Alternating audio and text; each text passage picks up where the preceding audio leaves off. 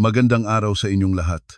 Inaanyayahan ko kayong pakinggan ang kuwentong pinamagatang sa araw ng kasal, nag-abot ako ng tsaa sa aking biyenan. Sinadya niyang itapon ang mainit na tsaa sa akin sa harap ng mga bisita, kalmado akong umalis.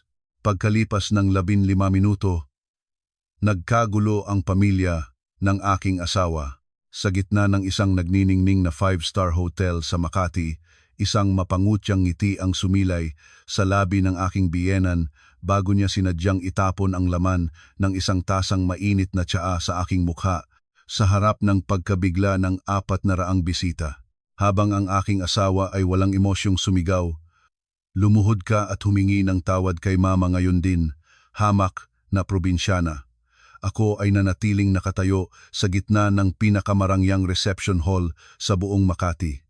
Ang ginintuang liwanag mula sa malaking aranyang gawa sa kristal sa mataas na kisame ay bumabalot sa lahat ng bagay sa isang magarbong kislap. Ngunit bakit tila giniginaw ako hanggang sa kaibuturan ng aking mga buto? Sa labas, ang tindi ng sikat ng araw sa Maynila sa katanghalian ay parang nanunupok. Ngunit dito sa loob, ang puso ng mga tao ay higit pa sa lamig ng taglamig sa Baguio. Ngayon, ang araw ng kasal namin ni Marco. Tiningnan ko ang suot kong damit pangkasal. Ito ay isang wedding gown na personal kong pinili mula sa isang simpleng paupahan sa Divisoria. Ang halaga ng renta ay 5,000 piso lamang. Simple ito, walang mga mamahaling bato, walang mahabang belo na nakakalat sa sahig at tila nalulunod sa gitna ng napakagarbong lugar na ito.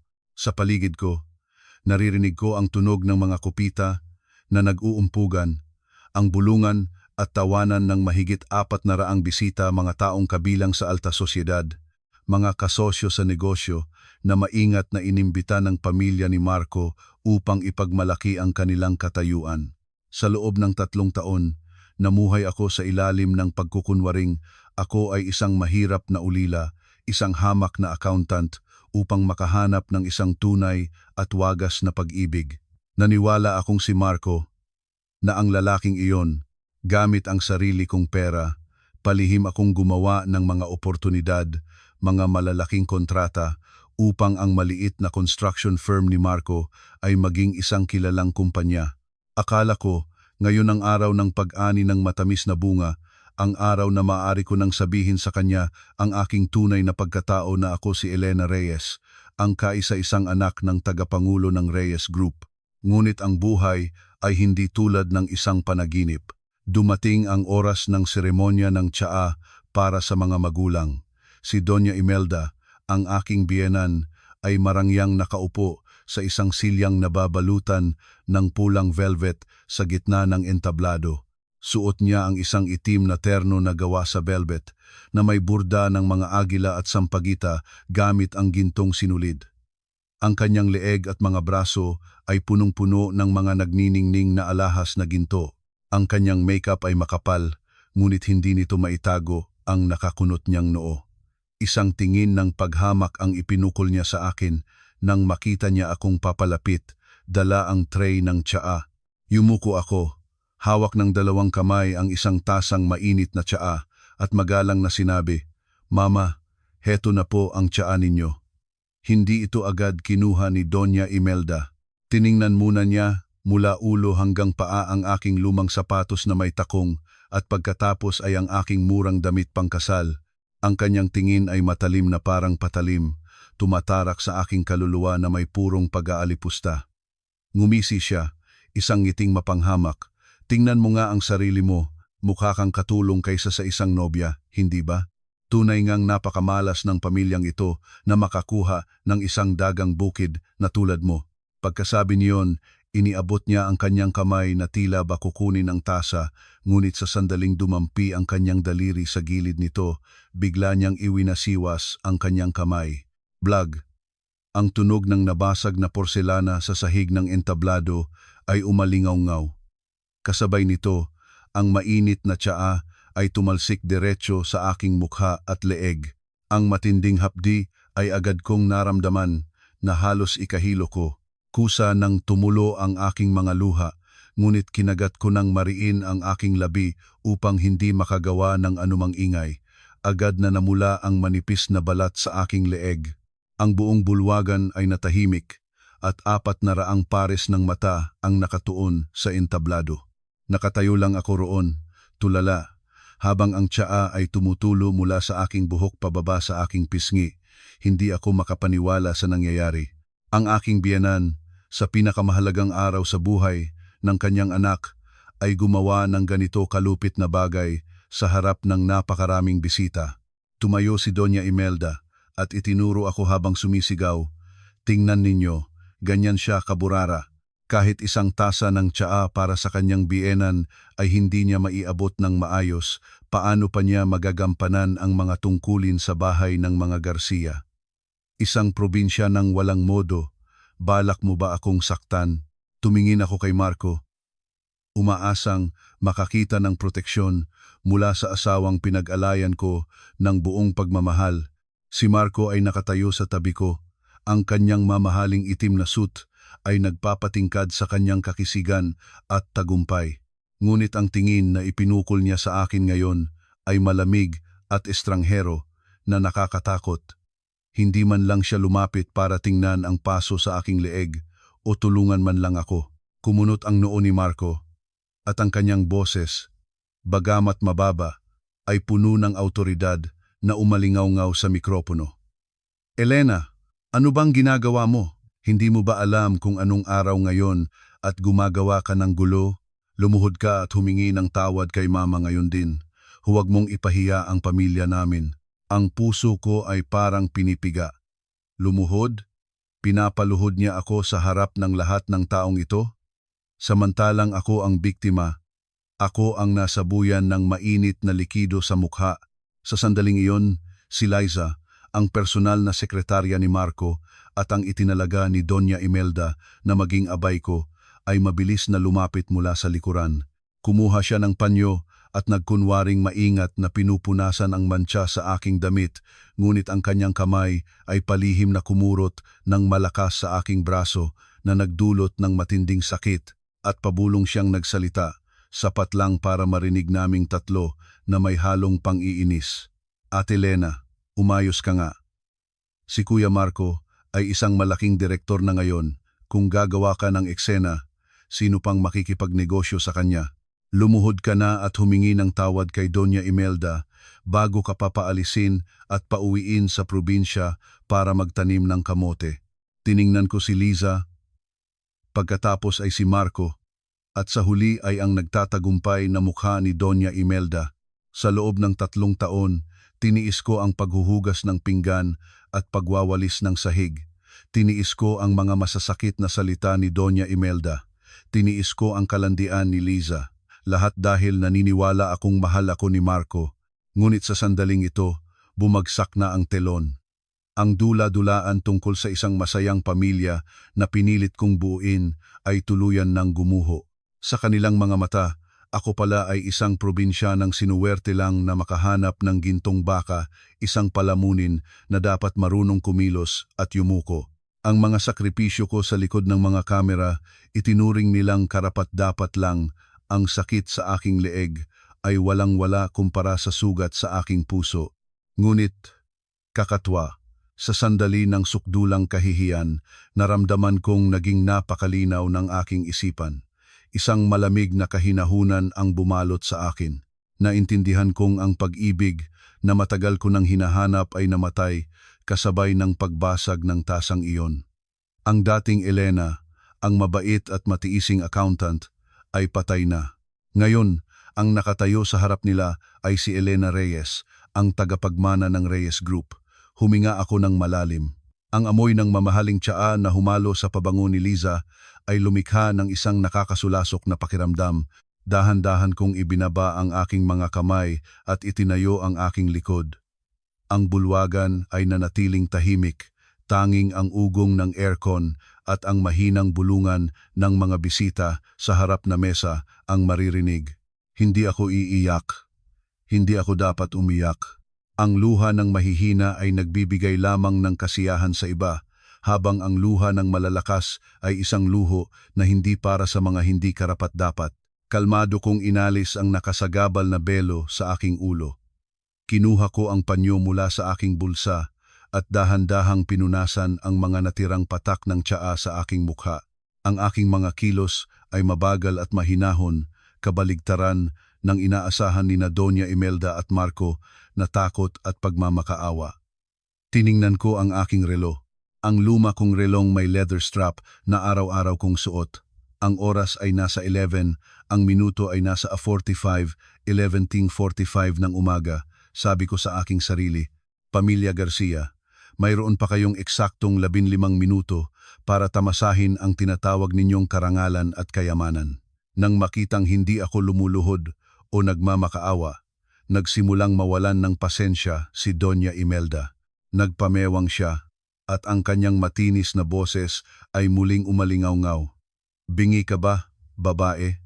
Sinabi ng asawa mo na lumuhod ka at humingi ng tawad sa akin. Bakit nakatayo ka pa rin dyan? Talagang hindi ka tinuruan ng mga magulang mo ng tamang asal. Lumapit din si Marco, hinawakan ng mahigpit ang aking pulso na halos bumaon ang kanyang mga kuko sa aking balat. Elena, huwag mo akong piliting gumamit ng dahas. Maraming importanteng kasosyo dito ngayon. Gusto mo bang sirain ang karera ko? Lumuhod ka. Tumingin ako ng diretsyo sa mga mata ni Marco. Ang aking mga mata, na dati ipuno ng kahinahunan at pagsunod, ngayon ay may lamig at autoridad na naging sanhi upang si Marco ay bahagyang matigilan at lumuwag ang kanyang pagkakahawak. Nagsalita ako ng malinaw at matatag at umalingaw-ngaw ito sa buong bulwagan kahit hindi gumagamit ng mikropono. Ang tsaang ito ay isang pambihirang ancient moonlight tea na ang presyo sa merkado ay ₱250,000 bawat kilo. Ang pinagsama-samang pagkatao ninyong lahat ay hindi pa rin karapat-dapat sa halaga ng isang tasang ito na inialok ko, kaya huwag na ninyong pag-usapan pa ang pagpapaluhod sa akin. Ang aking mga salita ay parang isang baldeng malamig na tubig na ibinuhos sa buong pamilya Garcia. Napanganga si Doña Imelda, nanlalaki ang mga mata. Si Liza, na nakatayo sa tabi, ay hindi makapaniwala sa kanyang narinig. Si Marco naman ay namula ang mukha sa galit at kahihiyan. Anong sabi mo? Ganyan ka kung makipag-usap sa nanay ko? Nababaliw ka na ba? Sigaw ni Marco. Ngumisi ako. Isang ngiting mapang-asar sa sarili kong katangahan sa loob ng 3 taon. Dahan-dahan kong inalis ang singsing sa aking daliri. Isang manipis na singsing na ginto na may maliit na bato na binili ni Marco para sa akin. Sinabi niya noon, ito muna ang isuot mo. Babawi ako sa iyo sa susunod. Hawak ko ang singsing, itinaas ito upang makita ng lahat at pagkatapos ay binitawan. Ting, ang singsing ay bumagsak. Tumama sa mga basag na piraso ng tasa sa sahig, lumilikha ng isang malamig at tiyak na tunog. Naiwan itong nakahandusay sa gitna ng basang tsaa, ordinaryo at mura, tulad ng kasal na ito. Ibinabalik ko ito sa iyo, sabi ko, na may kahinahunan sa boses. Tapos na ang dula-dulaang ito. Ako, si Elena Reyes, ay opisyal na ipinapawalang bisa ang kasal na ito mula sa sandaling ito. Ako at ang pamilya Garcia ay wala ng anumang ugnayan. Sa ibaba ng entablado, nagsimulang lumakas ang bulungan. Anong nangyari sa nobya? Bakit niya kinakansela ang kasal sa entablado? Masyado kasing mapang-api ang pamilyang ito. Kung ako yan, aalis din ako. Pero anong karapatan niyang magsalita ng ganyan? Tingnan mo.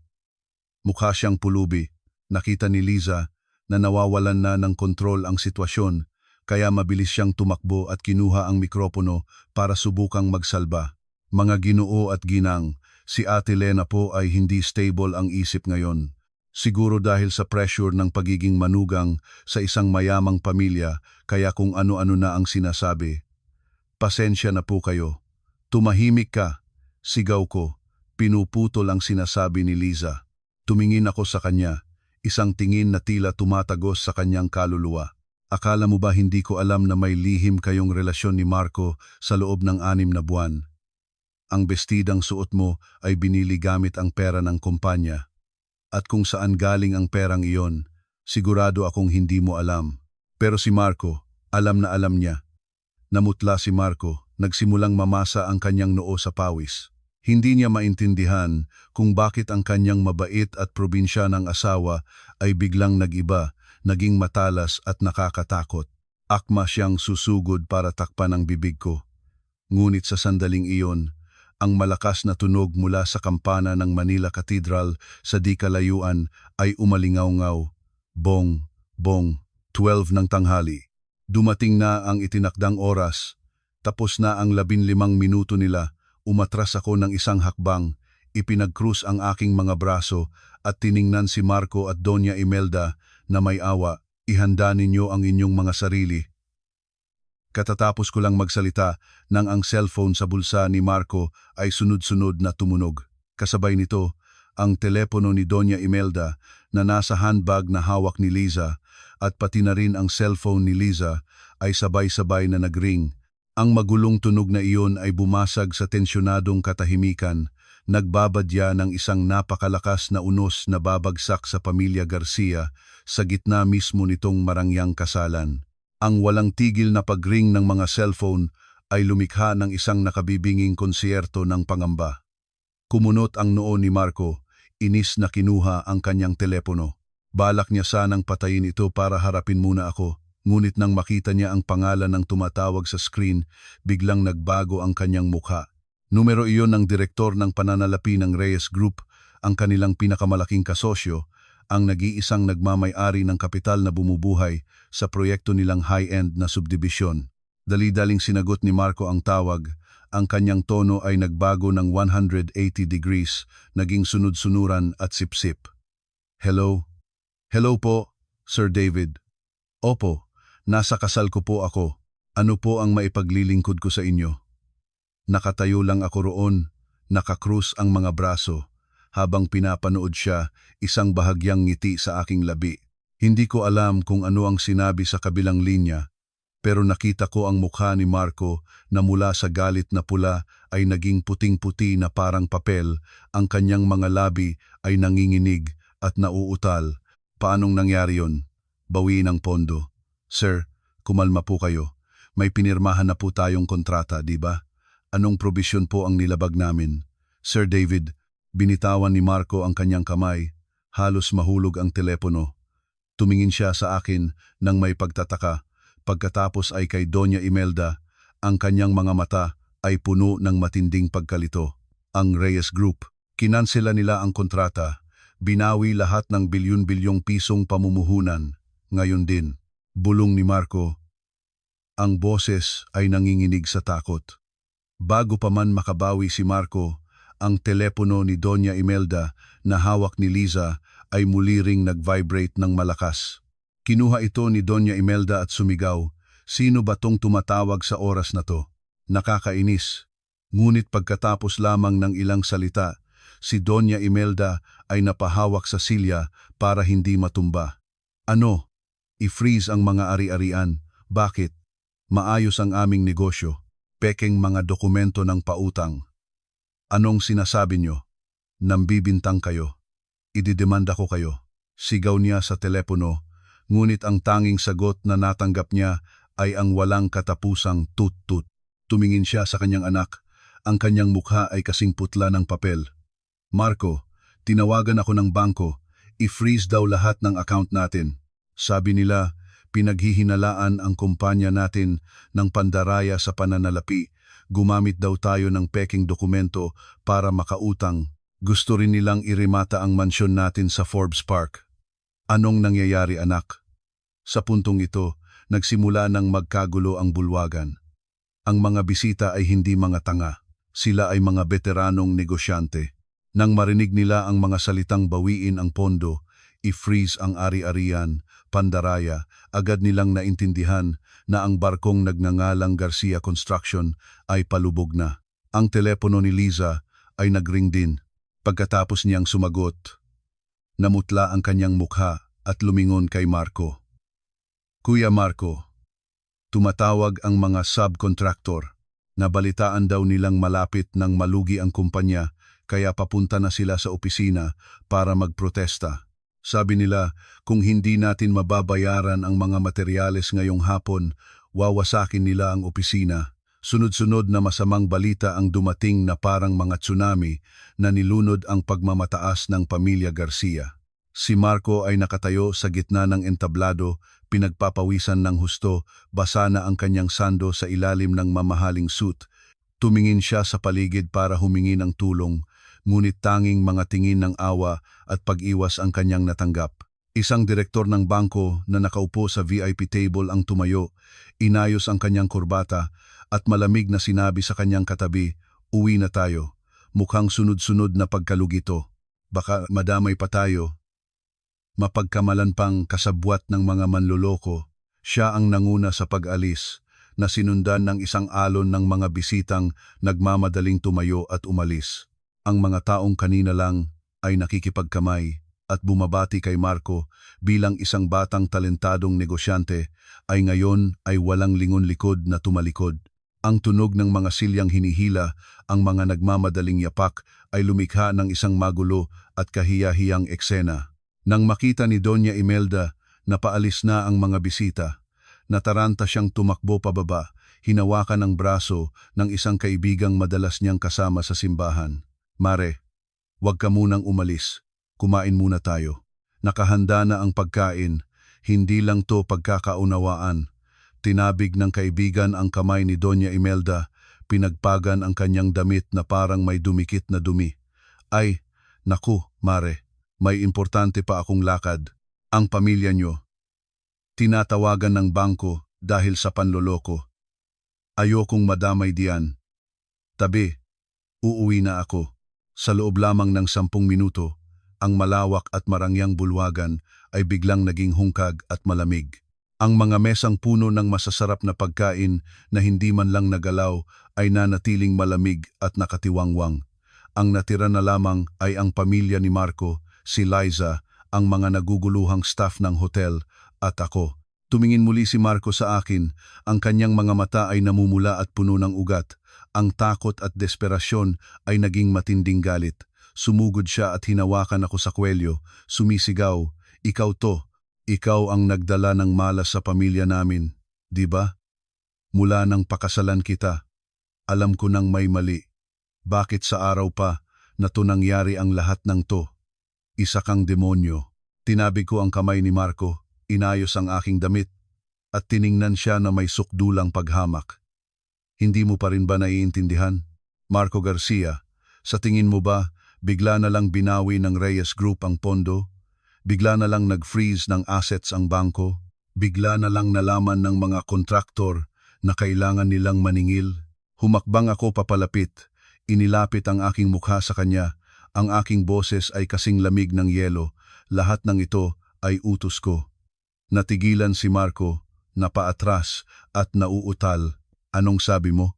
Sino ka para mag-utos sa Reyes Group?" Ngumiti ako, isang ngiting puno ng misteryo at kapangyarihan. "Gusto mong malaman kung sino ako? Hayaan mong ipakita ko sa iyo ito." Tinitigan ako ni Marco, ang kanyang mga mata ay nanlalaki sa pagdududa at takot. Sa kanyang isipan, ako pa rin ang hamak na accountant na may kakarampot na sahod na nabubuhay sa awa niya. Paano ako magkakaroon ng koneksyon sa mga higanteng korporasyong iyon? Ipinasok ko ang aking kamay sa isang lihim na bulsa sa loob ng aking damit pangkasal at kinuha ang isang maliit na bagay na kulay pilak na kumikinang sa ilalim ng mga ilaw, isa itong USB drive. Itinaas ko ang USB sa harap ni Marco, ang aking boses ay kalmado ngunit ang bawat salita ay may bigat. "Natatandaan mo ba, 3 taon na ang nakalipas nang ang iyong kumpanya ay nasa bingit ng pagkalugi dahil sa utang sa buwis at masamang pamamahala. Sino ang nagpuyat ng 2 buwan para ayusin ang buong sistema ng accounting para sa iyo? Sino ang nagturo sa iyo kung paano iwasan ang mga butas sa batas? Kung paano ayusin ang iyong mga utang para makakuha ka ng pautang sa bangko?" Lumunok ng laway si Marco habang bumabalik ang mga alaala. "Oo, ako nga iyon. Noong panahong iyon, inakala niyang ako ay isang matalinong empleyado na kailangan niya. Ginamit niya ang aking kaalaman nang walang ni isang sentimong bonus." "Ikaw," bulong ni Marco. Oo, ako nga, pagpapatuloy ko. Tumigas ang boses. Ang laman ng USB na ito ay lahat ng ebidensya ng iyong mga ilegal na gawain sa loob ng 3 taon, mula sa pag-iwas sa buwis, pagtatayo ng mga peking kumpanya para sa money laundering hanggang sa pagtitipid sa mga materyales na ginamit mo sa proyektong Sampaguita Towers. Nang marinig niya ang Sampaguita Towers, nawalan ng kulay ang mukha ni Marco. Iyon ang pinakamalaking proyekto niya, at doon din siya pinakamalaki kumupit. Kung mabubunyag ito, hindi lang siya malulugi, kundi makukulong pa habang buhay. Si Liza, na nasa tabi, ay nanginginig sa takot, kumapit ng mahigpit sa braso ni Marco. Kasama rin siya sa pagpeke ng mga dokumento para sa proyektong iyon. Tinatakot mo ba ako? Sinubukan ni Marco na magpakatatag, ngunit ang kanyang nanginginig na boses ay nagtraidor sa kanya. Asawa kita. Kung makukulong ako, mawawala rin sa iyo ang lahat. Hindi mo yan gagawin. Tumawa ako ng malakas. Ang tunog ay umalingaw-ngaw sa tahimik na bulwagan at napakapait. Asawa mo, kakapilit mo lang sa aking lumuhod at hinayaan mong buhusan ako ng mainit na tubig ng nanay mo. Ang pagiging mag-asawa natin ay nagtapos sa sandaling iyon, at tungkol sa pagkawala ng lahat sa akin, nagkakamali ka. Lumapit ako sa mesa kung saan nakalagay ang tore ng champagne, kinuha ang mikropono at sinabi ng malinaw ang bawat salita. Hindi lang ako ang gumawa ng iyong mga libro. Ako ang nag-apruba sa lahat ng iyong mga pautang sa aming mga partner na bangko. Ako ang palihim na nagrekomenda sa iyo sa mga malalaking kontraktor. Kung wala ako, sa tingin mo ba ang isang taong walang talento na marunong lang magpasarap sa buhay at sumipsip ay makakaupo sa silyang iyan ng pagiging direktor? Ngayon lang nakabawi si Doña Imelda. Sumugod siya. Sinusubukang agawin ang USB sa aking kamay. Bruha ka, ibigay mo sa akin yan. Balak mong ipahamak ang asawa mo, ang buong pamilya namin. Demonyita ka, ibigay mo sa akin. Mabilis akong umiwas, kaya't si Doña Imelda ay napasubsob sa sahig. Ang kanyang mamahaling itim na terno ay nadumihan ng alikabok at mukha siyang kaawa-awa. Inay, sigaw ni Marco at ng kapatid niyang si Marites, at tumakbo sila para tulungan siyang tumayo. Tumingin si Marco sa akin. Ang kanyang mga mata ay puno ng galit na parang gusto niya akong patayin. Kapag ang isang hayop ay nasukol, ito ay nanlalaban. Nawala na ang kanyang pagkukunwaring disente at lumabas na ang kanyang tunay na pagkatao. Hayop ka. Kung hindi mo ibibigay yan, huwag mo akong sisisihin kung magiging malupit ako. Bubugbugin kita hanggang sa isuka mo ang USB na yan. Itinaas ni Marco ang manggas ng kanyang damit at sumugod sa akin. Si Liza at Marites ay sumunod din, balak na hawakan ako para bugbugin ni Marco. Inakala nilang ako pa rin ang mahina at nag-iisang babae na kilala nila. Nakatayo lang ako, hindi natitinag, hawak pa rin ng mahigpit ang USB. Nagbilang ako sa aking isipan. 3, 2, 1. Blag. Ang malaking pinto ng bulwagan ay bumukas ng malakas. Isang malakas na hangin ang pumasok, dala ang presensya ng mga bagong dating. Natigilan si Marco. Ang kanyang kamao ay nasa ere pa. Ang buong pamilya Garcia ay lumingon sa pinto. Mula sa labas, isang matandang lalaki na may puting buhok ngunit tuwid pa rin ang tindig, na nakasuot ng isang formal na suit, ang pumasok. Sa likod niya ay 20 bodyguard na nakaitim na suit at salamin, matatangkad na parang mga pader. Mabilis silang kumalat, bumuo ng 2 hanay ng proteksyon, nag-iwan ng isang daanan sa gitna. Ang mayordomo ay naglakad ng may tiwala. Ang tunog ng kanyang sapatos ay umalingaw-ngaw sa sahig na marmol. Naglakad siya patungo sa entablado.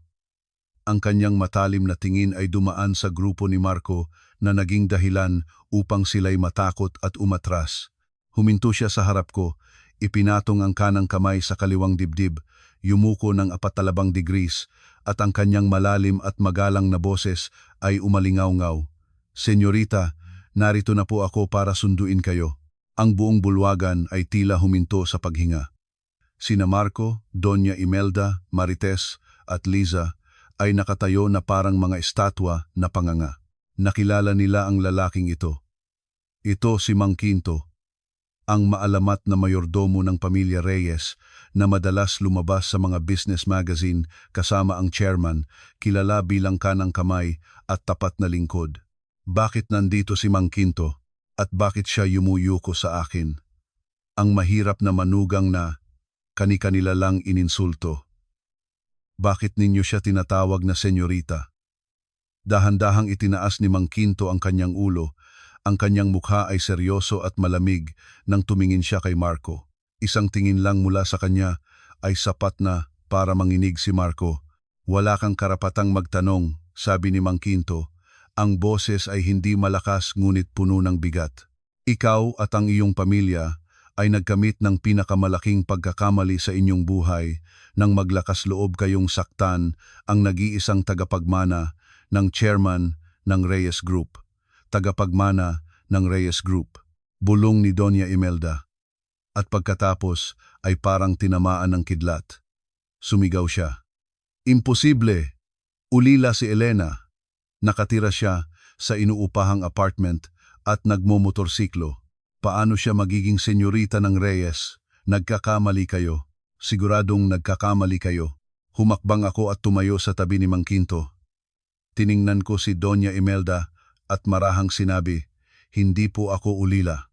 Inay, ang tatay ko po ay si Don Ricardo Reyes, ang chairman ng korporasyon na pinapangarap ng anak ninyong makatrabaho. Ang motorsiklo, ang maliit na apartment. Lahat iyon ay isang pagsubok lamang.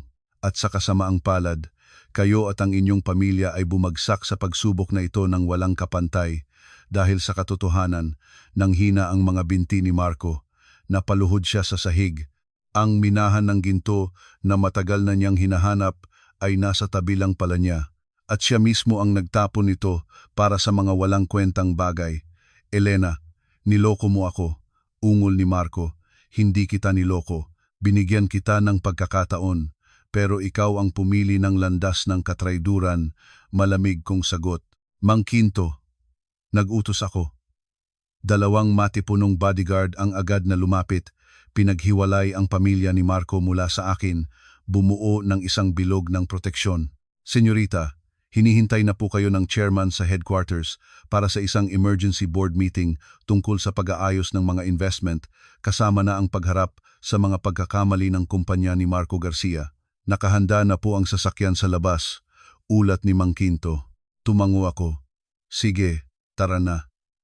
Mang Quinto, masyadong marumi ang hangin dito. Hindi ako makahinga. Tumalikod ako at naglakad palabas.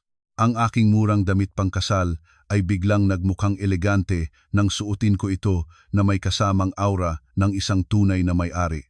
Paglabas ko sa lobby, isang makintab na itim na Rolls-Royce Phantom na may plakang puro 8 ang naghihintay. Isang trooper na may puting guwantes ang mabilis na tumakbo para buksan ang pinto sa likod, yumukod ng may paggalang. Pumasok ako sa kotse, umupo sa malambot na upuan, naramdaman ang kaaya-ayang lamig ng aircon. Ang pinto ng kotse ay sumarado nang may katiyakan, tuluyang humiwalay sa akin mula sa maingay at mapagkunwaring mundo sa likod. Sa madilim na bintana ng kotse, nakita kong tumatakbo papalabas si Marco at ang kanyang pamilya. Kinakalampag ni Marco ang bintana. Sumisigaw ng pangalan ko sa desperasyon, ang kanyang mukha ay baluktot sa pagsisisi at takot.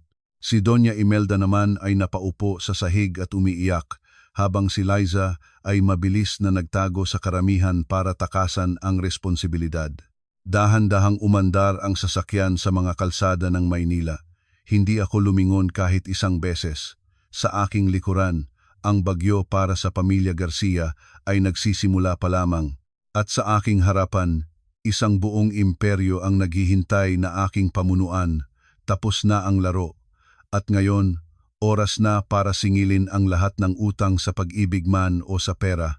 Ang Rolls-Royce ay marahang dumausdos sa kahabaan ng SLEX patungo sa Forbes Park sa Makati. Sa labas ng bintana, ang kalangitan ng Maynila ay nagsimulang dumilim. Ang mabibigat na itim na ulap ay nagbabadyang isang malakas na ulan ang paparating katulad ng aking nararamdaman. Nakaupo ako sa likod, hawak ang isang tablet at ang aking mga mata ay nakatutok sa live feed mula sa mga CCTV camera sa mansyon sa tabi ng ilog, ang lugar na sa loob ng 3 taon ay tinawag kong tahanan. Tulad ng aking inaasahan, ang pamilya ni Marco ay hindi nagsisi o sinubukang iligtas ang kanilang dangal, ang kanilang sakim at mababang pagkatao ay lumabas agad nang magsimulang lumubog ang barko. Sa kamera ng sala, nakita kong nagmamadaling pumasok si Marco. Ang kanyang eleganteng suit ay gusot na, ang kurbata ay maluwag na nakasabit sa kanyang leeg. Dumiretso siya sa bakal na kaha de yero na nakatago sa likod ng isang malaking oil painting. Ang kanyang mga kamay ay nanginginig habang pinipindot ang password. Ngumisi ako. Ang password na iyon ay pinalitan ko na kagabi gamit ang smart home system. 3 beses na sinubukan ni Marco at ang kaha de yero ay umingay ng isang nakabibinging alarma bago tuluyang mag-lock.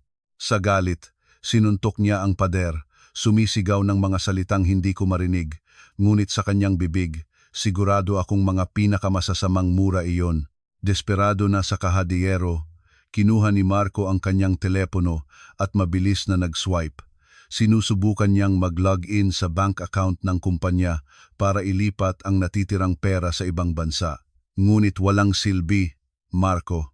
Ang utos na i-freeze ang mga ari-arian mula sa bangko ay epektibo na mula pa kaninang 10,000 ng tanghali. Kahit 1 sentimo ay hindi na niya mailalabas. Nakita ko siyang ibinato ang telepono sa sofa, hinawakan ang kanyang ulo at ginulo ang kanyang buhok na puno ng gel. Sa isa pang anggulo ng kamera sa master bedroom, si Doña Imelda at ang aking hipag na si Marites ay kumikilos na parang mga magnanakaw. Hinalughog nila ang aking aparador. Pinulot ni Doña Imelda ang lahat ng aking alahas sa ibabaw ng tokador. Kahit na ang mga ito ay mga murang alahas lamang na binili ko para bumagay sa aking karakter bilang isang mahirap na asawa. Ngunit sa kanyang mga matang sakim, lahat ng kumikinang ay ginto at diamante. Si Marites naman ay walang pakialam sa mga peking alahas. Kinuha niya ang lahat ng aking mga mamahaling bag na itinago ko sa isang lihim na kompartimento. Mga limited edition na Hermes at Chanel na binili ko gamit ang sarili kong pera bago ako ikasal at hindi ko kailanman nagamit sa harap nila. Nagningning ang mga mata ni Marites na parang mga ilaw ng kotse. Pinagsiksikan niya ang mga bag sa isang malaking maleta. Si Liza, ang walang hiyang sekretarya, ay nasa kusina at sinusubukang tanggalin ang mamahaling imported na coffee maker na nagkakahalaga ng daan-daang libo. Nahirapan siyang tanggalin ang saksak, kaya kinuha niya ang kutsilyo para sa karne at marahas na pinutol ang kable. Pinatay ko ang tablet, huminga ng malalim para pigilan ang galit na namumuo sa aking dibdib. Sa loob ng 3 taon, nag-alaga ako ng ahas sa aking bahay. Umaasa akong mababago ko sila sa pamamagitan ng aking kabutihan. Ngunit ang tanging natanggap ko ay pananamantala at walang katapusang kasakiman. Huminto ang sasakyan sa harap ng mansyon. Si Mang Quinto, na nakaupo sa harap, ay lumingon sa akin. Ang kanyang boses ay malalim ngunit puno ng autoridad. "Senyorita, nandito na po tayo. Kararating lang din po ng mga abogado at ng sheriff." Tumango ako, inayos ang aking damit.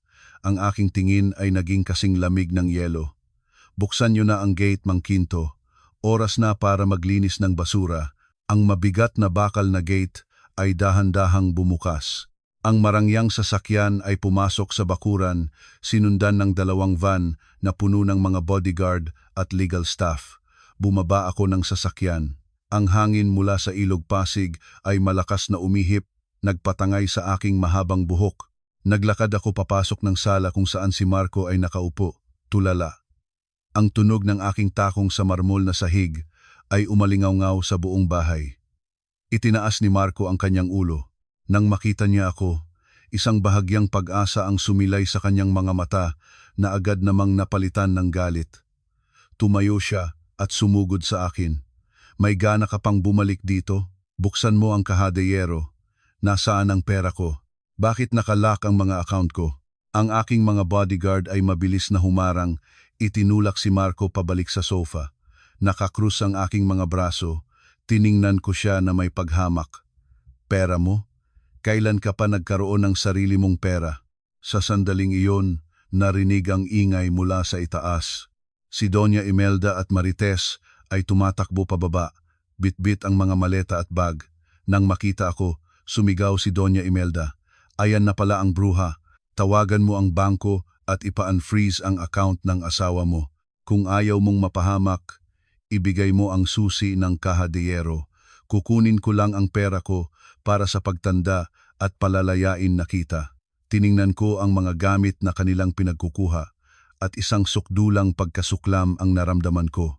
Hanggang sa huling sandali, iniisip pa rin nilang sila ang may kapangyarihan na ako pa rin ang mahirap na manugang na kailangang sumunod sa kanila. Sa tingin ninyo, bumalik ako rito para makipag-ayos. Ngumiti ako ng mapait.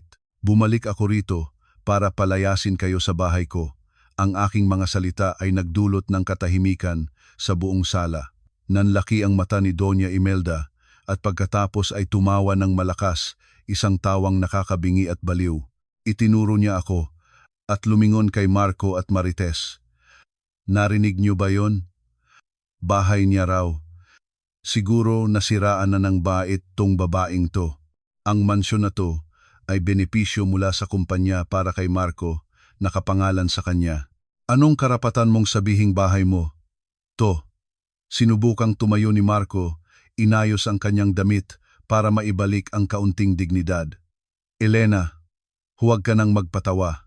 Nasa akin ang mga papeles ng bahay, nasa loob ng kahadiyero at pangalan ko ang nakalagay. Huwag mo nang subukang manloko. Ipinahiwatig ko sa aming abogado na si Attorney Santos na kasama ko. Siya ang abogado ng aming pamilya sa loob ng 20 taon. Lumapit siya, ipinatong ang kanyang briefcase sa mesa, binuksan ito at kinuha ang isang makapal na folder at isang kulay rosas na titulo. Itinulak ni Attorney Santos ang titulo papunta kay Marco. Ang kanyang boses ay matatag. Ginoong Garcia, pakitingnan po ng mabuti. Ito po ang orihinal na titulo ng lupa at ng bahay na ito.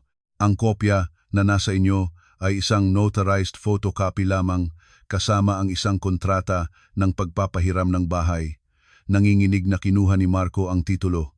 Binuklat niya ang unang pahina at ang pangalang Elena Reyes bilang may-ari ay malinaw na tumambad sa kanya. Binuklat niya ang sumunod na pahina. Ang petsa ng pag-issue ay 3 taon na ang nakalipas bago pa kami ikasal. Hindi. Imposible, bulong ni Marco, nawalan ng kulay ang mukha. Pero, pumirma ako sa kontrata ng pagbili. Naglipat ako ng pera.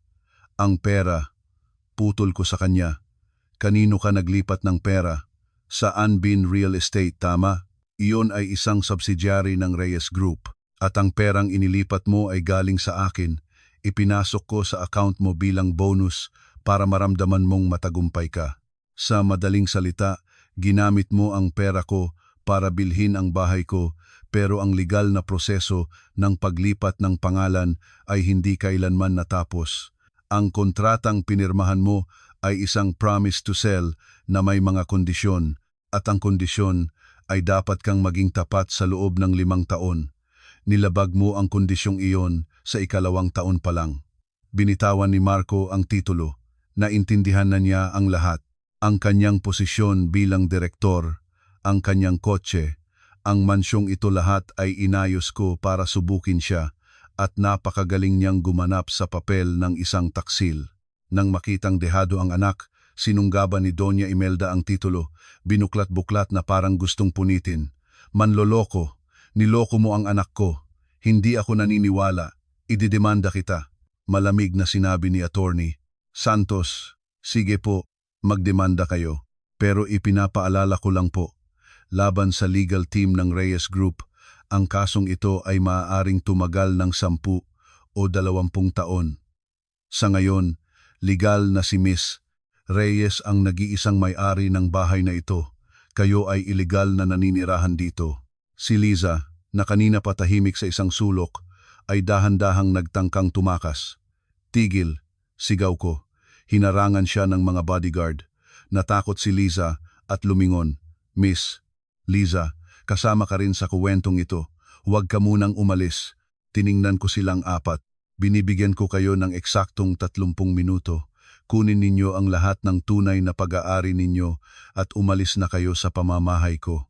Pagkatapos ng 30 minuto, lahat ng maiiwan dito ay ituturing na basura at itatapon. Sumigaw si Marites, nagdadabog. 30 minuto? Paano namin maililigpit lahat ng gamit namin? Masyado ka namang mapang-api. Tiningnan ko ang aking relo at nagsimulang magbilang. 29 na minuto. Ang tensyon sa sala ay parang isang lubid na malapit ng maputol. Tiningnan ako ni Marco na may puot, ngunit alam niyang wala siyang magagawa. Nagngingit-ngit siyang lumingon at sumigaw, "Inay, Marites, ano pang tinitingnan ninyo diyan? Magligpit na kayo. Bilis!" Nagkagulo ang pamilya. Ang tunog ng mga yabag at mga gamit na nagbabagsakan ay lumikha ng isang magulong eksena. Umupo ako sa sofa, kalmadong nagsalin ng tsaa at ninamnam ang sandali ng pagbagsak ng mga taong sakim. Mabilis na lumipas ang 30 minuto. Binitbit nila ang mga maleta na puno ng damit at sapatos. Si Doña Imelda ay nagmumura habang naglalagay ng gamit, habang hinihila ni Marites ang isang malaking maleta. Sa pagmamadali ay nasagi niya ang isang mesita at ang isang antigong banga na regalo sa akin ng aking ama ay nahulog. Blag! Ang tunog ng pagbasag ay umalingaw-ngaw. Ang mga piraso ng banga ay kumalat sa sahig. Napakunot ang aking noo. Iyon ay isang banga mula pa noong 15 siglo. Ang halaga nito ay hindi matatawaran. Sa kasalukuyang merkado, nagkakahalaga ito ng hindi bababa sa 25 milyong piso. Namutla si Marites. Hindi ko sinasadya. Luma namang banga yan. Kasabay nito, bumaba si Doña Imelda mula sa itaas, may hawak na gunting. Pinagugupit niya ang aking mga mamahaling damit. Kung hindi ko makukuha, sisirain ko na lang. Para magdusa ka, bruha, sigaw niya sa kabaliwan. Tumayo ako at umiling. Ang kanilang kamangmangan at galit ay lalo pa silang ibinaon sa kumunoy. Attorney Santos, please take note of this, maikli kong sabi. Tumango si Attorney Santos. Isang grupo ng mga appraiser ang pumasok, may dalang mga kamera. Kinunan nila ng litrato ang nabasag na banga at mga sirang damit. Pagkatapos ng 10 minuto, isang resibo ang inilagay sa harap ni Marco.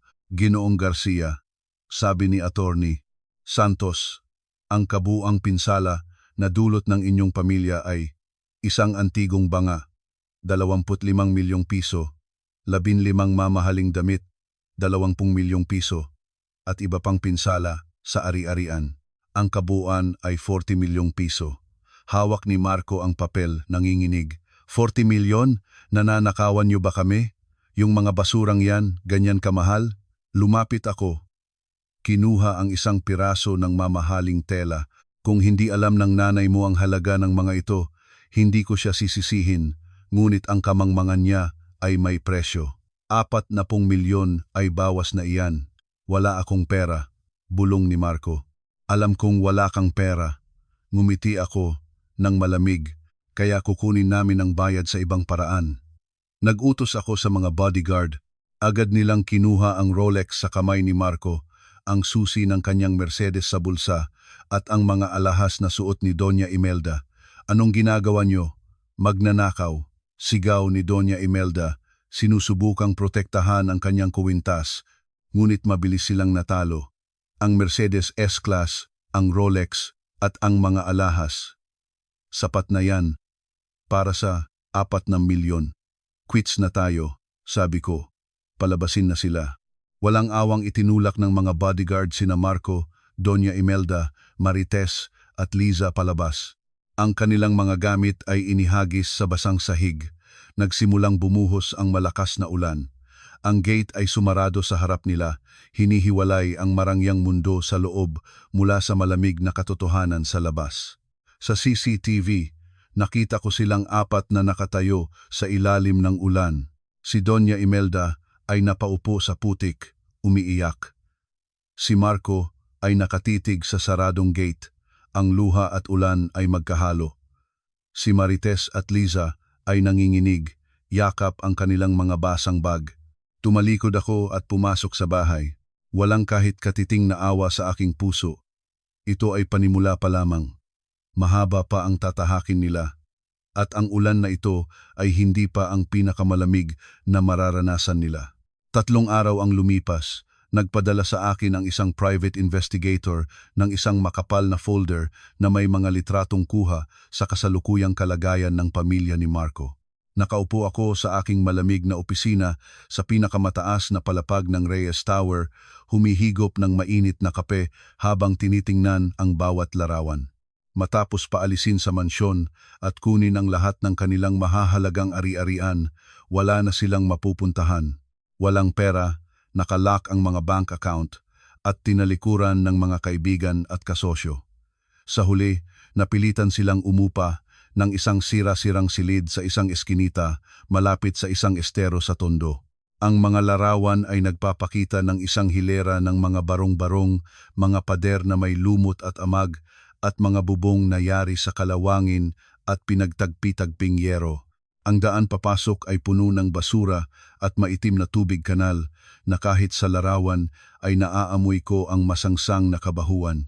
Ang inuupahan nilang kwarto ay mga 15 metro kwadrado lamang, masikip at maalinsangan. 4 na matatanda ang nagsisiksikan sa maliit na espasyong iyon. Walang malambot na kama, kundi isang manipis na banig sa malamig na sementadong sahig. Nabasa ko sa ulat ng investigador na nagsimula na ang matinding awayan. Kahapon ng umaga, narinig ng mga kapitbahay ang malakas na sigawan mula sa kanilang kwarto. Si Doña Imelda, dahil hindi na makatiis sa hirap, ay ibinunton ang lahat ng kanyang galit kay Liza. Inaakusahan niya si Liza bilang ang may dala ng malas, ang ahas na umakit sa kanyang anak na iwanan ang asawa na nagresulta sa kanilang paghihirap. Buwisit kang babae ka, umalis ka dito, dahil sa'yo nawala lahat sa amin. Kung hindi nakinig sa'yo si Marco, hindi sana nagalit ng todo si Elena, sigaw ni Doña Imelda habang inihahagis ang walis tingting kay Liza. Si Liza, na hindi na nagpapanggap na maamo, ay nagpakita ng tunay na kulay. Tinabig niya ang walis at sumagot ng pabalang. Hoy matanda! Huwag mo akong pinagbibintangan. Ikaw ang nag-udyok kay Kuya Marco na iwanan si Ate Elena. Ikaw ang nagtapon ng mainit na tsaa sa kanya. Ngayon ako ang sinisisi mo? Biktima rin ako ng pamilya ninyong manloloko. Si Marites naman ay umiiyak sa isang sulok. Nagrereklamo tungkol sa pagkain at sa mga kaibigang tumalikod sa kanya. Ayaw niyang magtrabaho, kaya lalo lang nagiging tensyonado ang sitwasyon. At si Marco, ang haligi ng tahanan, ay isa na ngayong lasenggo. Mula nang mapaalis, ginamit niya ang natitirang barya para bumili ng murang lambanog. Lasing siya buong araw para takasan ang katotohanan. Kapag lasing, binubugbog niya si Liza, sinisisi ang lahat maliban sa kanyang sarili. Nakasulat din sa ulat na si Liza ay nagsimula ng makipag-ugnayan sa ibang mga lalaki, mga nagpapanggap na mayaman na nakilala niya sa mga bar, para makahanap ng bagong matatakbuhan. Suklam na siya kay Marco, na para sa kanya ay isa ng basurahan. Isinara ko ang folder at napabuntong hininga. Birds of the same feather flock together. Nang mawala ang pera at kapangyarihan, ang tinatawag na tunay na pag-ibig sa pagitan ni Marco at Liza ay lumabas na isang murang transaksyon lamang. Ngunit alam kong hindi titigil si Marco. Siya ay sakim at mayabang. Kapag nasukol, lalabas ang pagiging hayop niya. Gagawa siya ng paraan para makabalik, kahit pa sa pinakamababang paraan. At tulad ng inaasahan ko, nagring ang telepono sa aking mesa. Isang hindi kilalang numero, pero alam kong si Marco iyon. Gumagamit siya ng bagong SIM dahil blinak ko na ang dati niyang numero. Tiningnan ko ang nagriring na telepono. Isang ngiti ang sumilay sa aking labi. Hello, Elena, ako to, si Marco. Ang boses niya sa kabilang linya ay paos, tila nagsisisi. Huwag mong ibaba, please. Gusto ko lang makipag-usap sa iyo sa huling pagkakataon. Sumandal ako sa aking silya, malamig ang boses. May dapat pa ba tayong pag-usapan? Akala ko ba masaya ka na sa piling ng bago mo? Humikbi si Marco, isang peking iyak. Nagkamali ako, Elena. Ilang araw na akong parang patay. Na-realize kong tanga ako dahil pinakawalan kita. Iniwan na ako ni Liza, sinabing mahirap na ako kaya humanap na siya ng iba. Ikaw na lang ang natitira sa akin. Patawarin mo na ako. Tumahimik ako, hinayaan siyang magpatuloy sa kanyang pag-arte. Nang makitang hindi ako sumasagot, inilabas na niya ang kanyang alas. Elena, noong paalis kami, hindi ko sinasadyang nadala ang isang bagay na sayo, ang larawan ng nanay mo. Yung lumang litrato na laging nasa tabi ng kama mo. Alam kong importante yon sayo. Gusto kong isauli. Kumirot ang puso ko. Ang larawan ni Mama ang nag-iisang alaala ko sa kanya. Noong umalis ako, hinalughog ko ang kwarto pero hindi ko nakita. Akala ko'y nawala. Ang demonyong ito pala ang kumuha para gamitin laban sa akin. Nasaan yan? Mariin kong tanong. Pinipigilan ang galit. Nasa Karaoke King, ako sa Timog Avenue. Punta ka dito. Room 303. Gusto ko lang ibigay sa iyo ng personal at humingi ng tawad, tapos aalis na ako, sabi ni Marco, puno ng pagsusumamo. Alam kong isang patibong ito, at ang Karaoke King ay kilalang pugad ng mga masasamang loob, ngunit hindi ko maaaring pabayaan ang larawan ng aking ina. At higit sa lahat, gusto kong makita kung ano ang kanyang binabalak. Sige, pupunta ako, pero subukan mo lang gumawa ng kalokohan, magsisisi ka. Ibinaba ko ang telepono at agad na tinawagan si Mang Quinto. Mang Quinto, ihanda ang sasakyan at mga bodyguard. Nasa Karaoke King si Marco, hawak niya ang larawan ni Mama. Naiintindihan ko po, senyorita. Papalibutan ko na po ang lugar agad. Kalmadong sagot ni Mang Quinto. Isang oras ang lumipas, naroon na ako sa Karaoke King. Isang gusaling puno ng kumikinang na ilaw at maingay na musika. Pagpasok ko, sinalubong ako ng amoy ng sigarilyo at murang pabango. Dumiretso ako sa room 303. 2 bodyguard ang nasa likod ko, habang ang iba ay nakapuwesto na sa mga labasan. Binuksan ko ang pinto, madilim sa loob at patay ang musika. Nakaupo si Marco sa sofa, may isang bote ng alak na kalahati na lang ang laman, pero hindi siya nag-iisa. Sa tapat niya ay isang matabang lalaki, kalbo, na may pilat sa mukha. Siya si Hagorn, isang kilalang loan shark at siga sa lugar. Nang makita ako ni Hagorn, nagningning ang kanyang mga mata. Dinilaan niya ang kanyang labi habang tinitingnan ako mula ulo hanggang paa. Hello, Miss Ganda. Matagal na kitang naririnig, ngayon lang kita nakita. Hindi ko siya pinansin, diretso ang tingin kay Marco. Nasaan ang larawan ni Mama?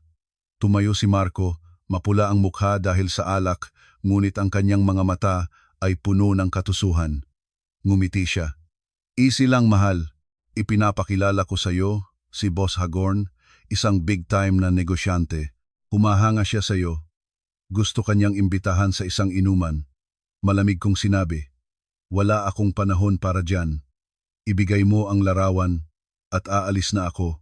Lumapit si Marco at bumulong. Elena, may utang akong 20 milyon kay Boss Hagorn. Sabi niya, kung papayag kang makasama siya ngayong gabi, babawiin na niya ang utang ko. Tulungan mo ako, bilang pagtanaw ng utang na loob sa 3 taon nating pagsasama. Ano ba namang mawawala sa'yo? Ang yaman-yaman mo na.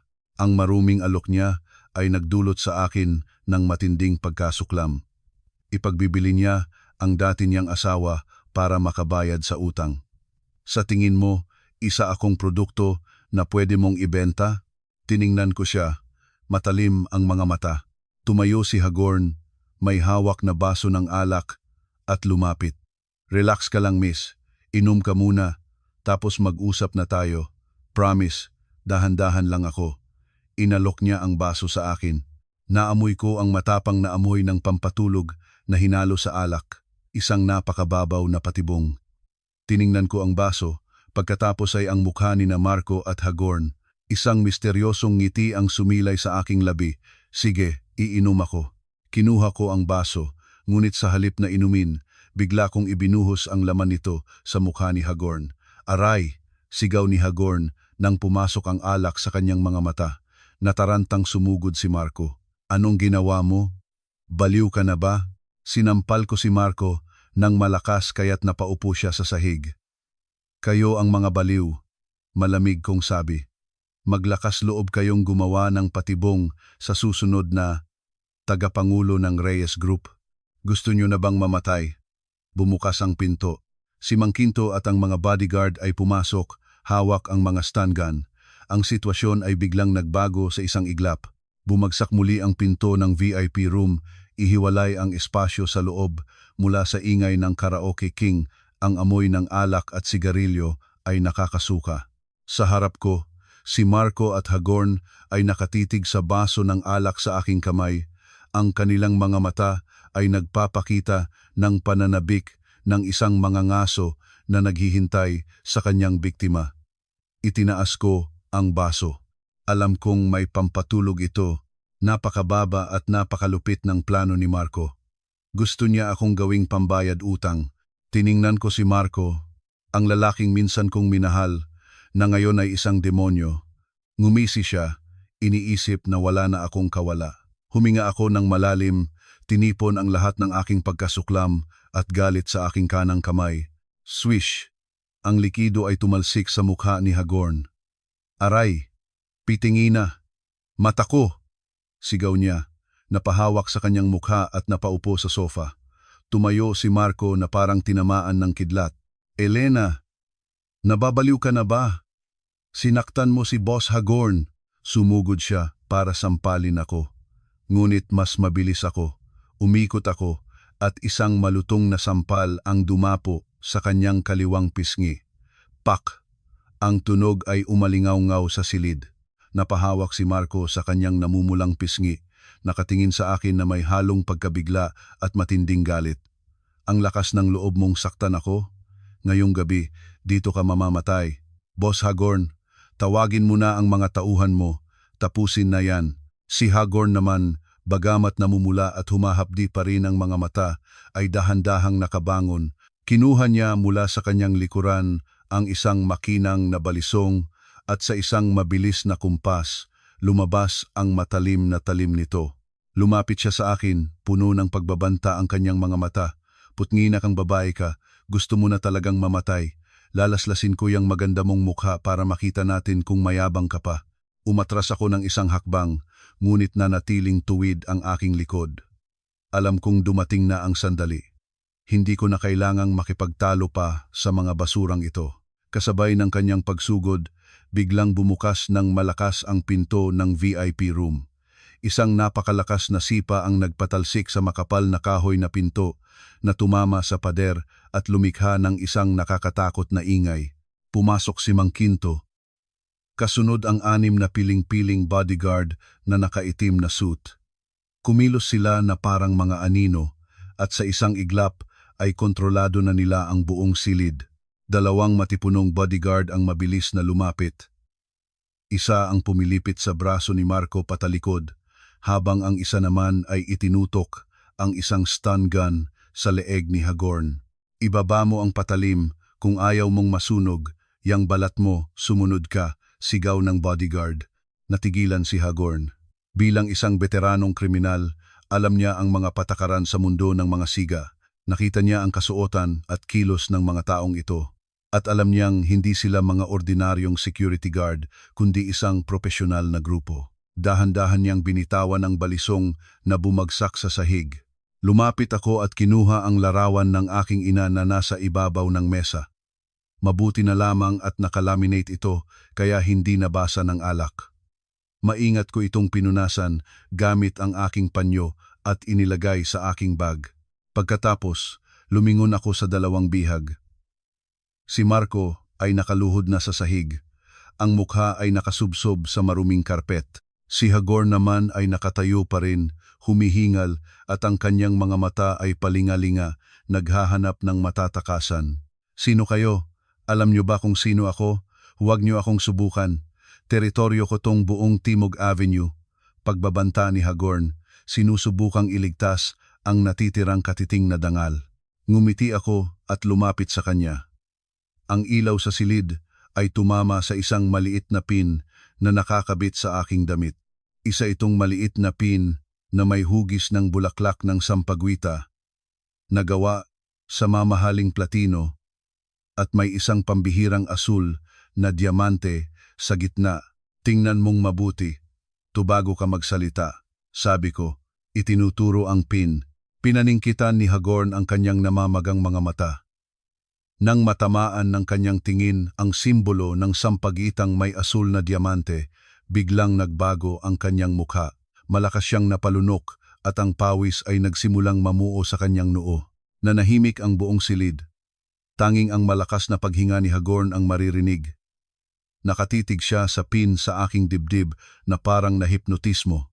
Ang kanyang mga mata, na kanina'y puno ng bagsik, ngayon ay nanlalaki sa sobrang takot. Nakilala ni Hagorn ang simbolong iyon.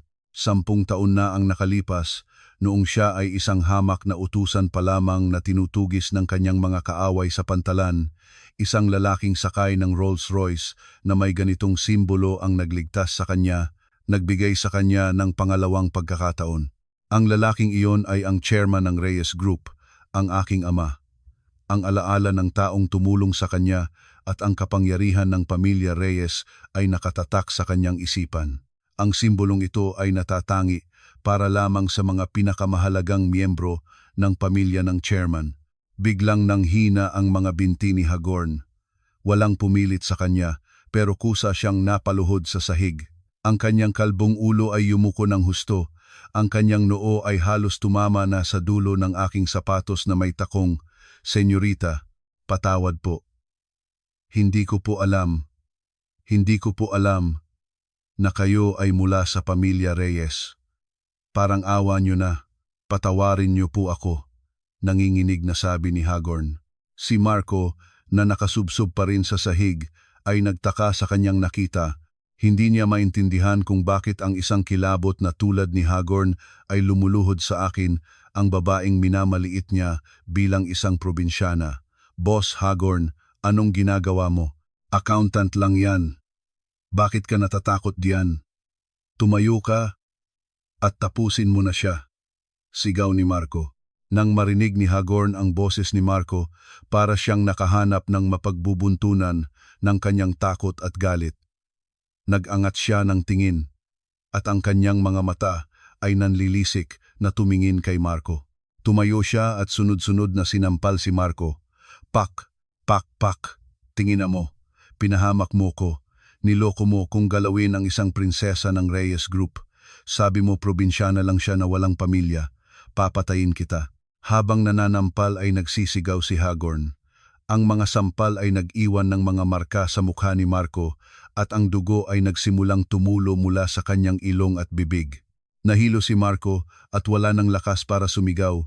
Nakahiga na lamang siya habang tinatanggap ang mga suntok. Nakatayo lang ako, nakakrus ang mga braso, malamig na pinapanood ang away ng mga aso. Nagbigay ng senyas si Mang Quinto at 2 bodyguard ang lumapit para awatin si Hagorn. Ibinalik siya sa pagkakaluhod sa harap ko. "Tama na," sabi ko. Mabilis na yumuko si Hagorn. "Opo, senyorita. Ako po ang mali. Lahat po ito ay dahil sa hayop na yan." Sinabi niyang may utang siya sa aking 20 milyon at dahil wala siyang pambayad, ibinenta niya sa akin ang kanyang asawa. "Sumpa man ni isang hibla ng buhok ninyo ay hindi ko ginalaw. Patawarin niyo po ako." Tumingin ako sa kanya, walang emosyon sa aking mga mata. "Alam mo ba kung ano ang pinakakinasusuklaman ng aking ama?" Nanginginig si Hagorn. "Opo, ang kinasusuklaman po ng chairman ay katrayduran at pang-aapi sa mga kababaihan." "Tama," tumango ako. "Ngayon, ginawa mo ang parehong iyon. Nakipagsabwatan ka sa isang taksil para ipahamak ako. Ngunit, dahil tinupad mo ang iyong pangako noon na hindi guluhin ang mga proyekto ng Reyes Group, bibigyan kita ng isang pagkakataon para makabawi." Para namang nabigyan ng pag-asa si Hagorn. "Kahit ano po, senyorita, kahit tumalon pa ako sa kumukulong mantika, gagawin ko po." Itinuro ko si Marco na nakahandusay sa sahig. Pagkatapos ay ang mga bote ng mamahaling alak. Mahilig siyang uminom at mahilig siyang maglagay ng pampatulog sa inumin ng iba. Ako ay isang taong makatarungan. Give and take lang yan. Lumingon ako kay Mang Quinto. Mang Quinto, mag-order ka pa ng 10 bote ng pinakamatapang na alak sa bar na to. Pagkatapos ay tumingin ako kay Hagorn at nag-utos, ang trabaho mo ay tulungan ang dati kong asawa na ubusin ang 10 bote na yan dito mismo. Walang dapat matapon ni isang patak. Painumin mo siya hanggang sa maintindihan niya ang pakiramdam ng pinipilit uminom. Naintindihan agad ni Hagorn ang gusto kong mangyari. Tumayo siya at sinuntok ang kanyang dibdib. Huwag kayong mag-alala, senyorita. Ako na po ang bahala dito. Aalagaan kong mabuti si Ginoong Marco. Nang marinig ito ni Marco, nagpumiglas siya. 10 bote ng matapang na alak? Ang pag-inom niyon ay tiyak na kamatayan. Sinubukan niyang magsalita. Nagmamakaawa. Elena, wag. Mamamatay ako. Parang, awa mo na. Alam kong mali ako. Hindi ko na siya tiningnan pa. Tumalikod ako at lumabas ng silid. Mang Quinto, umuwi na tayo. Masyadong maingay dito. Opo, senyorita. Naglakad ako palayo. Iniwan sa likod ang mga desperadong sigaw ni Marco at ang mga utos ni Hagorn na nagsisimula ng ipatupad ang aking parusa. Habang nasa loob ng Rolls-Royce na marahang bumabaybay sa mga nagniningning na kalsada ng Quezon City, ang isip ko ay naiwan pa rin sa room 303. Kahit na umalis na ako, alam ko kung ano ang nangyayari doon. Wala akong naramdamang kasiyahan, kundi isang malamig na pakiramdam. Ang pagpaparusa ay kailangan, ngunit ito rin ang masakit na pagtatapos sa isang relasyong minsan kong pinahalagahan. Sa loob ng karaoke room, si Hagorn ay masugid na isinasagawa ang aking utos. Alam niyang ito ang tanging paraan para manatili siyang buhay at mapanatili ang kanyang kapangyarihan. Ang pakikipag-away sa pamilya Reyes ay katumbas ng pagpirma sa sarili niyang hatol. Hinawakan ng 2 tauhan ni Hagorn si Marco, pinaupo sa sofa. Sa harap niya ay 10 bote ng alak na nakahilera.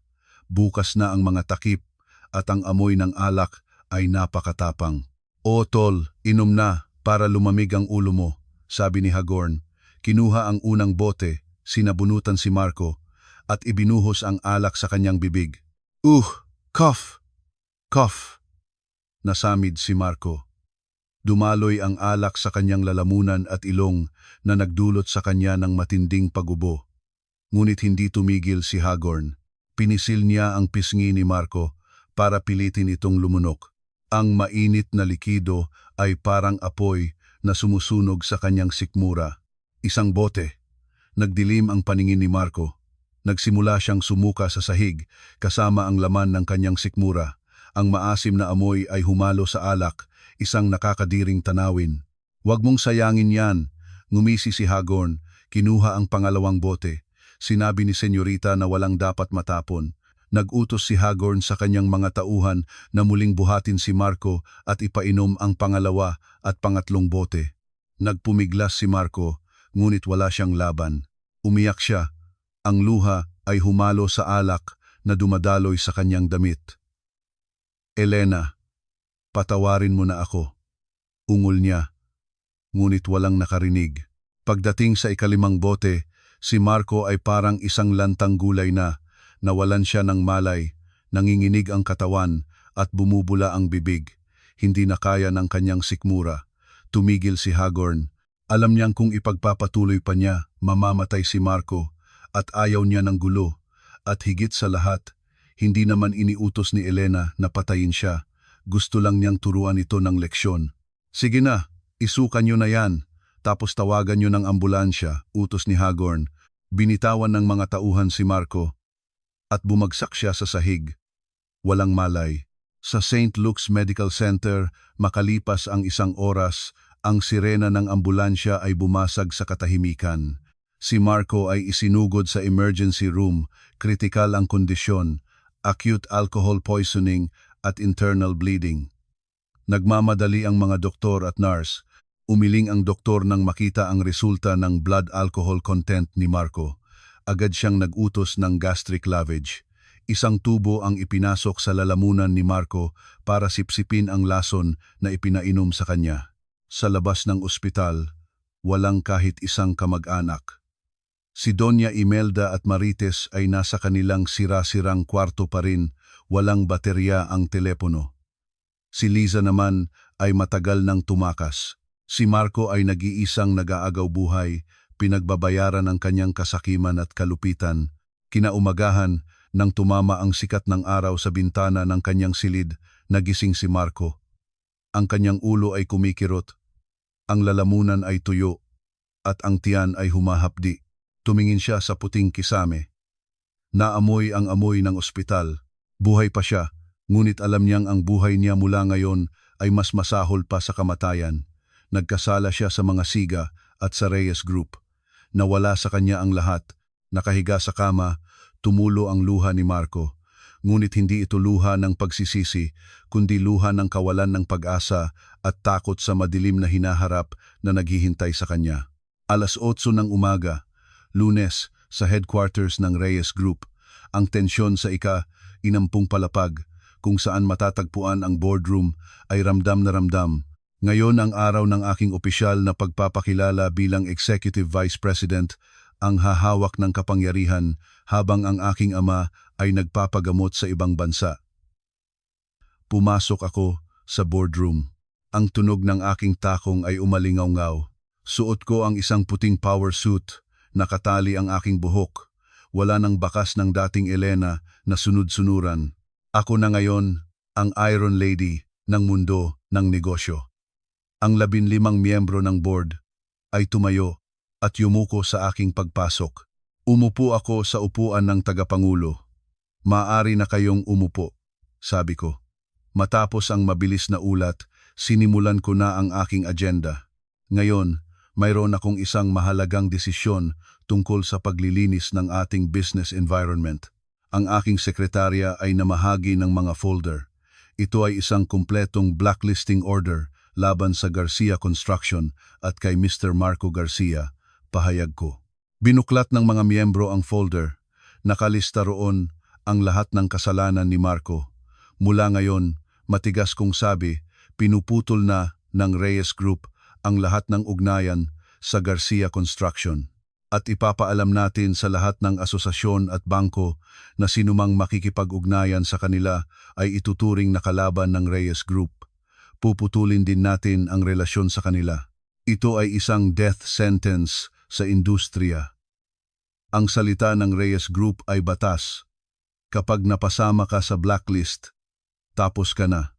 Walang magbebenta sa kanya, walang magpapautang, at walang magbibigay ng proyekto. Isang matandang direktor ang nagsalita, Senyorita, hindi po ba masyadong mabigat yan? Asawa niyo pa rin po siya. Tiningnan ko siya ng diretso. Tinatanggal ko ang isang cancer, hindi ako naghihiganti. Tumahimik ang lahat. Naintindihan nilang ang babaeng nasa harap nila ay hindi isang spoiled na anak, kundi isang leader na marunong magdesisyon. Sumasang-ayon ako, sabi ng isang miyembro. Sunod-sunod silang nagtaas ng kamay. Ang blacklisting order ay naaprubahan. Samantala, sa ospital, kagigising lang ni Marco nang makatanggap siya ng tawag mula sa dati niyang assistant. Hello, Sir Marco, patay na po tayo.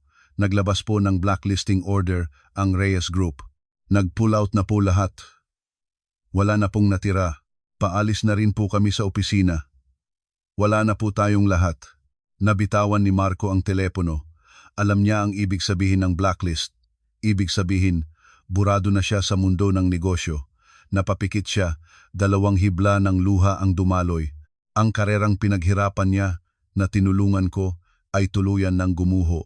Habang si Marco ay nasa ospital, sa sira-sirang kwarto, isang bagong plano ang nabubuo.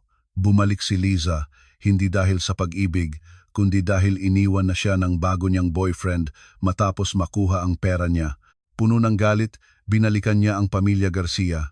Tiningnan niya si Doña Imelda na kumakain ng malamig na instant noodles. Tita, gusto niyo po bang mabawi ang lahat? Bulong ni Liza. Nagkaroon ng pag-asa sa mga mata ni Doña Imelda. Paano? Napakayaman na niya. Ngumisi si Liza. Wala tayong pera, pero may bibig tayo. Gagamitin natin ang social media. Magpapanggap tayong biktima. Ang mga Pilipino, maawain sa mahihirap, galit sa mayayaman. Anong ibig mong sabihin? Mag-livestream po tayo, sabi ni Liza. Sasabihin nating si Elena ay isang masamang manugang, nangaapi ng biyenan at ng babae. Umiyak lang kayo ng umiyak, tita. Mas madrama, mas maganda. Nagustuhan ni Doña Imelda ang ideya. Mahilig siyang umarte at galit na galit siya sa akin. Sige, sisirain ko siya. Ipapakita ko sa lahat ang tunay niyang kulay. Nagsimula silang maghanda. Pinagsuot ni Liza si Doña Imelda ng pinakasira niyang damit, nilagyan ng abo ang mukha para magmukhang kaawa-awa at ginawang mas magulo at marumi ang kwarto. Nang gabing iyon, sa Facebook account ni Marites, nagsimula ang livestream, ang titulo, Ang Katotohanan, tungkol sa chairwoman ng Reyes Group, ang manugang na ipinagtabuyan ang kanyang bayanan. Nagsimula agad ang pag-arte ni Doña Imelda, umiiyak siya. Tulungan niyo po kami. Ang manugang ko, si Elena Reyes, napakasama niya. Minahal ko siya na parang tunay na anak, pero hikbi, ng babae siya, tapos pinalayas kami. Ginamit niya ang pera niya para saktan kami. Si Liza, nagpapanggap na kapitbahay, ay nagsalita. Totoo po yan. Nakakaawa si nanay. Matanda na, pero kumakain lang ng noodles.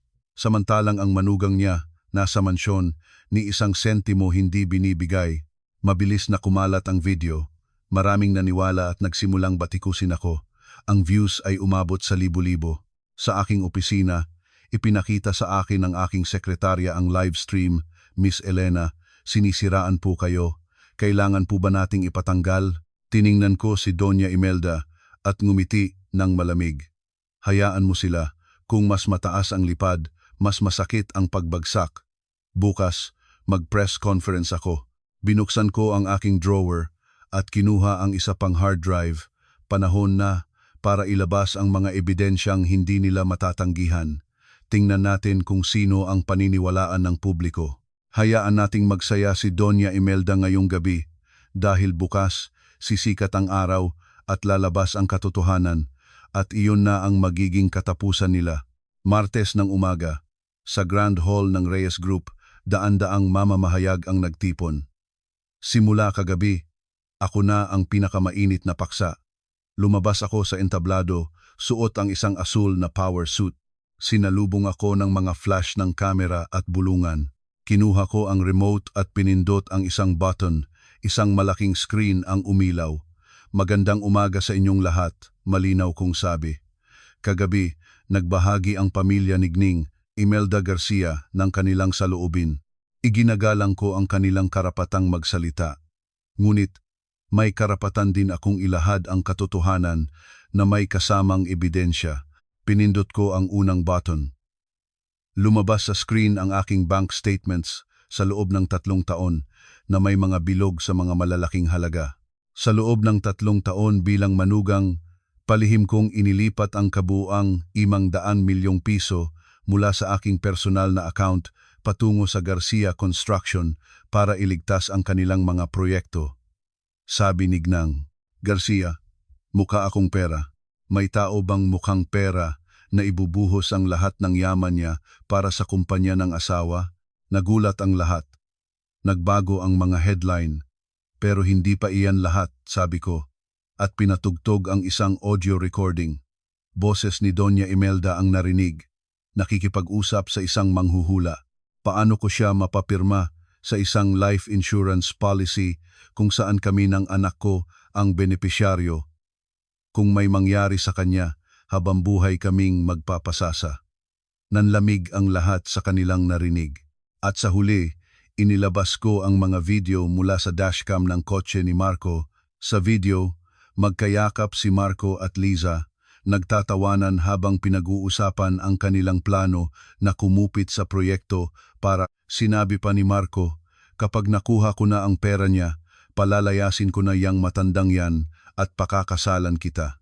Ayan na po ang katotohanan, sabi ko, tumingin ng diretso sa mga kamera. Nanahimik ako para protektahan ang aming pagsasama, pero inabuso nila ang aking kabaitan.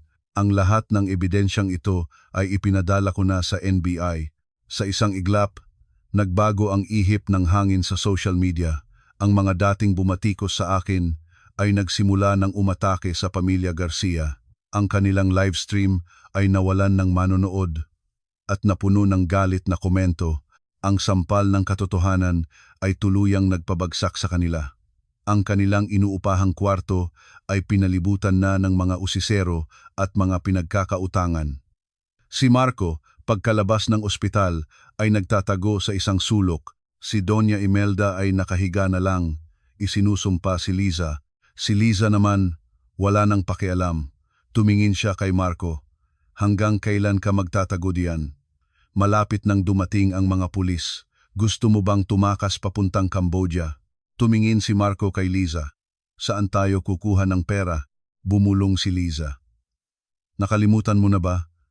Nasa iyo ang mga plano ng fiber-reinforced concrete na kinuha mo kay Elena. Ang kalaban nilang si Mr. Tagle ng Tagle Corp. Matagal na yang gusto. Kung ibebenta mo yan, bibigyan ka niya ng 10 milyon at tutulungan kang tumakas. Natigilan si Marco. Alam niyang iyon ay isang napakahalagang intellectual property. Kung ibebenta niya ito, para na rin niyang sinaksak sa likod si Elena, ngunit sa desperasyon, nanaig ang kanyang pagiging makasarili. Sige, kontakin mo si Mr. Tagle. Bukas ng gabi, tayo magkikita. Hindi niya alam na ang lahat ng kanyang kilos ay nasa ilalim ng aking pagmamasid. Ang teknolohiyang iyon ay matagal ko nang naipapatent at ang nakuha niya ay isang hindi kumpletong bersyon lamang. Kinabukasan, palihim na nag-impake sina Marco at Liza. Ang lugar ng kanilang pagkikita ay isang tahimik na coffee shop sa Alabang. Dumating sila ng maaga at maya-maya pa'y dumating si Mr. Tagle kasama ang 2 lalaking may bitbit na maleta. Nasaan ang pera? Tanong ni Marco. Binuksan ng tauhan ni Tagle ang maleta, puno ng tigli 500 piso. Nagningning ang mga mata ni Marco. Nasaan ang mga dokumento? Tanong ni Tagle. Ibinigay ni Marco ang briefcase. Ngunit sa sandaling hawakan ito ni Tagle, mula sa mga halaman at sa gate, lumabas ang mga pulis at mga bodyguard ng Reyes Group. Huwag kayong kikilos, pulis to. Arestado kayo sa salang pagnanakaw ng intellectual property. Sigaw ng hepe. Nanlamig sina Marco at Liza. Si Mr. Tagle ay agad na sumuko. Lumabas ako mula sa likod ng isang pulis. Tiningnan si Marco na may awa. Marco Garcia, akala mo ba hahayaan kitang kunin yan ng ganoon kadali? Ang teknolohiyang iyan ay nakapangalan sa akin. Ang ginawa mo ngayon ay sapat na para makulong ka ng hindi bababa sa 20 taon. Sumigaw si Marco habang siya ay pinoposasan. Nilinlang mo ko, Elena. Isa kang demonyo. Galit ako sayo. Si Liza ay sinubukang tumakas ngunit naharang na siya ni Mang Quinto. Tapos na. Ang kanilang kasakiman ang nagdala sa kanila sa kanilang karampatang katapusan. Ang nakakaawang itsura ni Marco habang isinasakay sa police van ang nagbigay sa akin ng hininga ng ginhawa. Isang madilim na kabanata ng aking buhay ang nagsara na dahil na rin sa mga iligal na gawain ng taong minsan kong tinawag na asawa. Matapos arestuhin si Marco, gumawa ito ng malaking ingay. Ngunit dahil sa isang magaling na abogado na kinuha ni Liza, nakapagpiyansa si Marco habang hinihintay ang paglilitis. Dahil umano sa hindi din na kalusugan ng isip. Isang gabi, nalaman niyang dadalo ang aking ama sa isang business gala. Nagpanggap siyang waiter at nagawang makalusot. Habang nakikipag-usap ang aking ama sa mga matataas na opisyal, biglang lumuhod si Marco sa kanyang harapan. Itay, patawarin niyo po ako. Pakiusapan niyo po si Elena na iatras ang kaso. Ang kanyang pag-iyak ay nakakuha ng atensyon ng lahat. Ang aking ama, na isang respetadong tao, ay tumingin sa kanya na may pagkasuklam. Nagkakamali ka. Isa lang ang anak ko at wala siyang asawang tulad mo. Sinusunod ko lang ang aking anak. Kung sinabi niyang hindi ka karapat-dapat, para sa akin, hindi ka nag-exist. Sa sandaling iyon, bumaba ako mula sa engrandeng hagdanan, suot ang isang nagniningning na pulang bestida. Nilagpasan ko si Marco na parang basura sa daan. Security, bakit may nakapasok na estranghero dito? Tanong ko. Mabilis siyang kinaladkad ng mga guwardiya palabas. Sumigaw siya at tinawag ang pangalan ko, ngunit walang pumansin. Itinapon siya sa bangketa sa harap ng maraming tao. Ang kahihiyang ito ay mas masakit pa sa kulungan. 1 taon ang lumipas. Si Marco ay hinatulan ng 20 taong pagkakakulong. Si Liza naman ay 2 taon. Si Doña Imelda, matapos marinig ang balita at kumpiskahin ang lahat nilang ari-arian, ay na-stroke. Naging paralisado siya at hindi na makapagsalita. Napunta siya sa isang home for the aged para sa mga walang pamilya. Araw-araw, nakaupo lang siya sa wheelchair, nakatingin sa bintana, puno ng pagsisisi. Nakatayo ako sa tuktok ng Reyes Tower, tanaw ang buong Maynila. Lumapit si Mang Quinto. Senyorita, handa na po ang sasakyan. Oras na po para sa inyong Entrepreneur of the Year Award. Ngumiti ako. Tara na, Mang Quinto. Marami pang magagandang bagay ang naghihintay. Natutunan ko ang isang mahalagang aral. Ang katotohanan ay maaaring pagtakpan, ngunit hindi ito mawawala. Ang mga taong nabubuhay sa kasinungalingan ay malulunod sa sarili nilang patibong. Pumasok ako sa elevator, handa para sa mga bagong tagumpay. Ang puso ko ay wala ng puwang para sa galit, kundi para sa pagnanais na palaguin pa ang imperyo ng Reyes. Nagtapos na ang kwento ng nagpapanggap na mahirap na manugang, ngunit ang paglalakbay ng chairwoman na si Elena Reyes ay nagsisimula pa lamang. Kagalang-galang na mga tagapakinig, may mga sakit na hindi kailangang isigaw, kailangan lang maunawaan. Maraming salamat sa inyong pagsubaybay. Huwag kalimutang mag-subscribe para sa mga susunod pang kwento kung saan ang bawat tadhana ay nag-iiwan ng isang aral sa buhay.